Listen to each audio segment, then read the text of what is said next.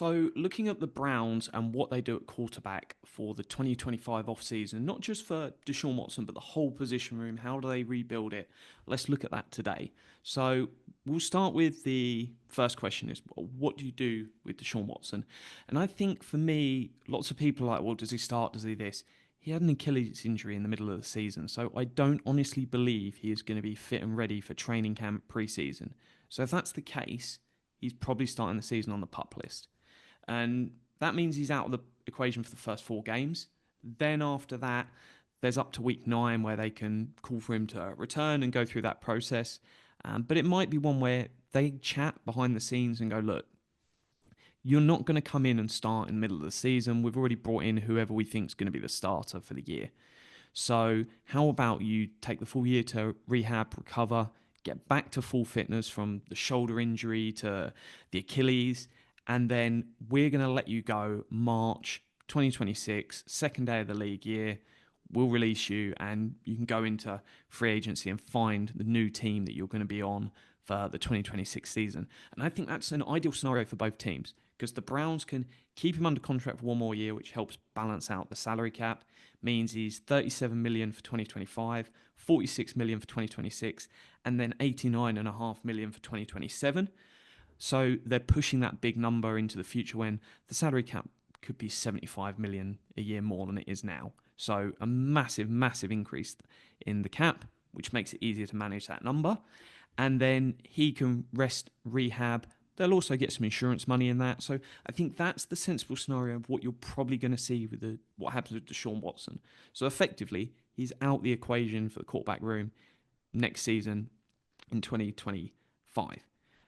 Then you've got Winston. Got to make a decision on him, but we'll touch on the sort of bridge options for the year. You've got DTR, which we're going to find out over the next potentially 3 games. I don't think he's ever going to be your starter next year, but he could be your backup. And that's a question that they're hopefully going to find out the answer to. And then Bailey Zappi, they can tender him as a restricted free agent, which costs just over 3 million, but there's no guarantees in that. So they might tender him to begin with, just so that they've then got Zappi and DTR both under contract heading into free agency. But there's no need to keep him around all year just because you do that. So and now let's look at some options for who's going to be the starter in the room for next season. So start off with a guy that's already under contract in Jameis Winston. The last 2 games have been rough, and there's no way to get around that. But at the same time, we wouldn't be talking about a breakout for Jerry Jeudy. We wouldn't be talking about a breakout for Cedric Tillman without his play. So he's certainly provided some value. I think you see a lot of what he's done and what Joe Flacco did for the Browns. Willing to push the ball downfield. Yes, Flacco had a better kicking game and defense, and that led to a slightly better win-loss record. But overall, the level of play is been similar.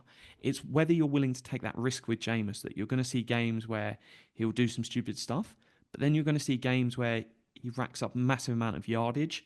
And for me, this roster should be good enough once we get to sort of the start of next season that we should be on the cusp of the playoffs. About half the teams make the playoffs, so why not? Why not the Browns? And I think, would I rather have a quarterback like Jameis Winston that could pull it together for 2, 3, 4 games and give you that run of it in a stretch? That can be enough to go through, win a Super Bowl. Whereas if you take a system quarterback that is just going to tick along, Jacoby Brissett, perfect example. He is going to give you steady Eddie, but I don't see Brissett as someone that you can win in the playoffs with if you hit the right hot streak. Whereas if Winston hits a hot streak, he's led the NFL in passing in 2019. So he's shown that he can do it. It's probably the same amount of interceptions to touchdowns. But for me, that's a player I'd consider taking a risk on. You're talking, I would just do 1 year, sort of 8 to 10 mil. But if you wanted to do sort of 25 million over 2 years with 15 million guaranteed, certainly an option. Next on the trade market is Kirk Cousins. So if you trade for him, you're going to take on 27.5 million fully guaranteed for 2025, which you can restructure. You can bring that number down to about 6.5 million. I'm going to talk in another video another time, so have a look for that one, just around if Kirk forces himself out and what that means. The issue with Kirk is he's coming off one of his worst seasons where the turnover-worthy plays is so much higher than his big-time throws. And it's not been an ideal situation there. I think while he's got a few weapons around him, you could have more, you could have better coaching. So I think he's certainly an option. He's not my plan A, but he is an option of what I would consider because he's not going to cost much in the trade market, especially since he's been benched. I've got Sam Darnold, who Sam's good. He's had a great season, but for me, if the Vikings are going to release him because he's not worth 30 to 40 million a year, why would I want to pay him? Because they've said this guy is not good enough to get that contract. Because if they thought he was legit, there's no way he's walking out the door.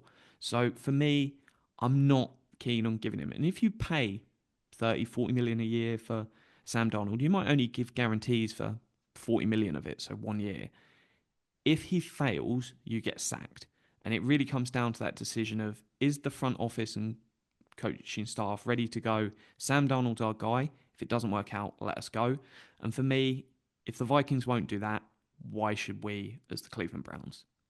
Next up, Russell Wilson. I think he's had a great year this year. I really liked him when he landed there. Vet min cost deal. He's shown talent in the past. Yeah, he was coming off a rough year. I think he's just going to return to the Steelers. So we're not going to dwell too long there. Touch on another Steelers quarterback, and that's Justin Fields. So for me, Justin Fields is a great one to go for if you're potentially the Raiders, if you're the Giants, someone that's committed to drafting a quarterback no matter what. Because I don't think he's someone that you can go, he can be the starter for 17 games. And that's kind of the decision that you've got to make with this free agency class or trades is this guy going to be the quarterback for the whole year? Or is it someone that you're thinking, we'll just bring him in for 4 to 8 games and once the rookie's ready to go, we'll flip over. So his issue is he doesn't really put up much passing yards and the turnover-worthy play to interception ratio is basically the same as what Winston's got. So while it hasn't hit hard in this season, you can expect that to regress next year, and he'll have a worse ratio of touchdowns to interceptions next year than he's got this year. So I'm a pass on Justin Fields.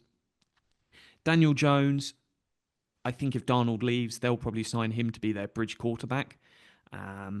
But turnover-worthy plays as well. Nearly every year other than 2020, he's had more turnover-worthy plays than big-time throws.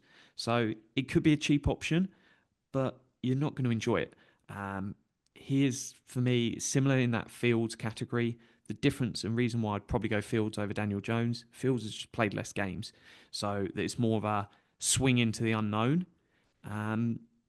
Two more guys, bring back, I touched on him earlier, Jacoby Brissett. I think Brissett is fine.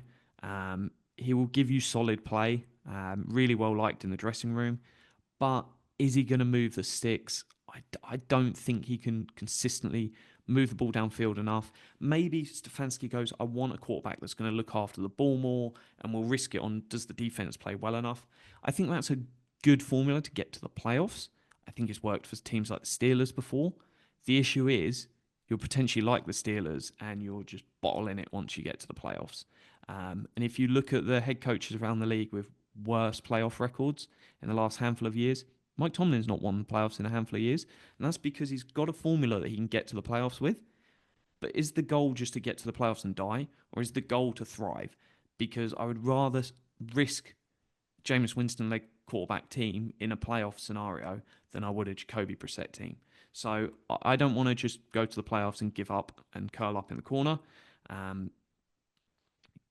steer away from Brissett. But I could understand at the same time if they want to go with him just for an acceptable season. Next up is a guy that's probably going to be a free agent, and that's Aaron Rodgers. If we're looking at the talent and on-field play of Aaron Rodgers, just turned 41, but really good. 23 big-time throws to 10 turnover-worthy throws this season. So he's legit still. The issue is all the baggage, and effectively he probably wants to semi-be the GM, bringing in all his own guys and trading for stuff and just things like that. So for me, I'm not willing to go down that route. The talent and the players still there, but I don't need all that ag in my life. So you're probably looking for one of them guys, and it's pick your poison. At the end of the day, if any of these players were good enough, they wouldn't be on the market. So the fact they're on the market shows there's a weakness. What warts are you willing to live with and what you want to turn away from? And then We'll know more in terms of the backup because we're talking about the whole position room here. So with the backup, say you've got Winston. I'm just going to go Winston because that's my preferred choice currently as the starter. The backup, we'll find out soon if DTR is it. If not, you're going to want to sign a free agent. Could be Jacoby Brissett, could be Mac Jones, it could be any of these guys. It's not going to be anyone sexy. It could be Drew Lock. Um, it's someone who knows. You've got Zach Wilson. Any of these guys that you go, oh, I'd just have as the backup, pay them 2 mil, and just see if they've got anything. Might turn into nothing, but it just gives you that little level of talent above the top guys. Because if DTR isn't your backup, you may as well spend 2 million rather than roll with DTR, and he's not the answer if you want to bench Jameis Winston during the year. So I think it's worth signing someone. You don't need to give them a load of guarantees. You can, but you'd be able to trade them on. They'd move to another team because, hey, if they're one of the top 64 quarterbacks in the league, someone's going to keep them on their team. And then you turn to the draft. I just don't think there is a legitimate answer in the draft. If there was, if we were talking about it as an Andrew Luck year, a Joe Burrow year, then I think what would have happened when Watson went down is they'd have been the semi-tank. It would have been a few more players headed to IR. It would have been, right, let's go out there and give DTR a shot until the end of the year because they'd want to lose. Because if you were guaranteed an Andrew Luck at the end of this year, the Cleveland Browns would be currently probably in the number one pick position because you just got to play that game. I think in the draft, you're probably looking at waiting until the end of the third round and potentially if there's a Quinn Ewers, if there's a Carson Beck, maybe just throw that sort of Amari Cooper third round pick at one and see, hey, if they're there. And people might say, oh, but they're in the 50s, 60s in sort of mock drafts. There's always guys that slide. We've seen guys talked about as first round quarterbacks that went in round 3 before. So it's one, let's see where the board falls, or even just a swing on a guy in day 3. Just bring someone in and see what they've got because it could hit. You never know. So then what does that room look like heading into the season? You've got Watson at quarterback, but he's on pup. So Winston's your starter. You've got a Josh Dobbs, say, as a backup. You've got DTR. Probably if you draft a guy, you're then allowing Zappy to leave. So you just cancel his deal. It hasn't cost you anything. He goes and he can find someone else, maybe back to the Chiefs as their third quarterback. And then you've got the draft pick in there. So if you've got Winston, DTR, Dobbs, and a draft pick, that's 4 guys to go into training camp, into preseason, and then whoever misses out, but maybe a guy gets injured, if DTR's just a camp body at that stage, you can then allow him to go and you head into the season with Winston, Dobbs, and draft pick. Draft pick remains inactive, and I think that's the most realistic way of how does this happen in the off season, and pick your poison when it comes to who's the bridge and who's the backup. But yeah,